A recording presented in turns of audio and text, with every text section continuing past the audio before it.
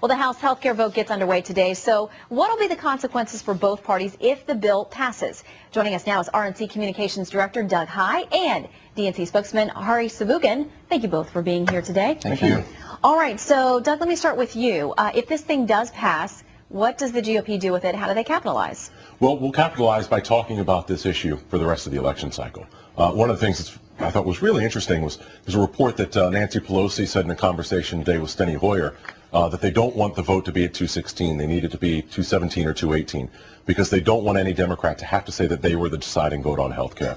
If this bill is as good as we've been told that it is from the Democrats, they ought to want to stand up and say, by God, was the deciding vote on this. But the Democrats don't want that. That tells you exactly what the political risk is for them. And it comes down to seats in the House and Senate, and we're comfortable we'll make major gains based on this vote. But Heye, of course, we're hearing from the other side of the aisle. Listen, once this thing passes and people see how it plays out, they're going to understand what a good deal it is for the American public. Will that be the line? Well, I look forward to Doug running on this issue and the rest of the Republicans. Frankly, this bill is going to increase competition. It's going to reduce administrative costs. It's going to reduce risk. And with those savings, we're going to be able to cover 95% of Americans, lower premiums, and provide the largest middle-class tax cut on health care in history. Now, if Doug and the Republicans want to run on getting rid of that tax cut, which is essentially a tax hike, getting rid of a prescription drug benefit, getting rid of small business tax credits, that's fine. That is a conversation we're happy to have. That is a debate we're confident that we're going to win in November. All right, we'll talk about November in just one second. I want to put up a poll that we've got here. This is from Fox News Opinion Dynamics poll out this week. If you only had these two choices, would you vote to either remove all incumbents or keep all incumbents? 68% say remove all incumbents. So it could be Republicans and Democrats alike taking heat on health care, the economy, any kinds of things, any number of things. Doug, how do you see that poll playing out for you in the fall? Well, by definition, the fact that the Democrats have an overwhelming majority in the House and a large majority in the Senate, that would play in our favor. You look at the number of seats that the Democrats are playing defense on versus the number of seats that we're playing defense on. Democrats are playing defense in a much greater fashion than we are. I think a lot of it comes down to not just what's in the bill, but the process that is played out. We've been talking about this, Shannon, you and I have been talking about this for 8-10 months now.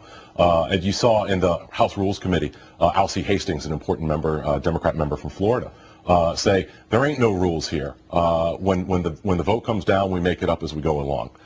Normally that's something you dismiss as nonsensical rantings from a member of Congress, but it really is a perfect encapsulation of how this bill is played out.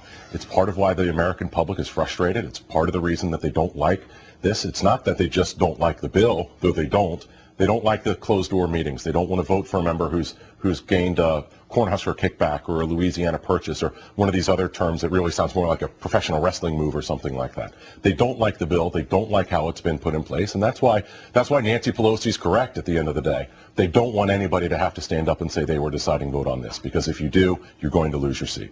So, Heye, if it plays out, the content is a good thing for people. How do you address the procedural concerns that Doug has brought up? Because some people say it just doesn't feel right. Look, I think in any midterm year, incumbents are going to have a difficult time. I think people are going to hold them accountable.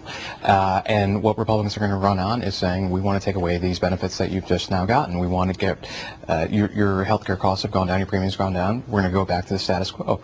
If that's what they want to run on, I think they are going to have a tough time going forward.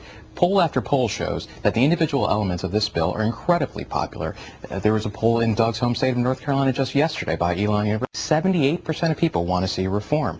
There's a Kaiser poll that shows individual elements, including increasing or diluting the risk pool, providing tax credits, all very, very popular in the 60 and 70 percentile. So I think the American people, when they feel these benefits, the tangible benefits, a reduction in their prescription drug costs, decreases in their premium costs, they are going to support people who supported reform, and instead of supporting the insurance companies in the status quo.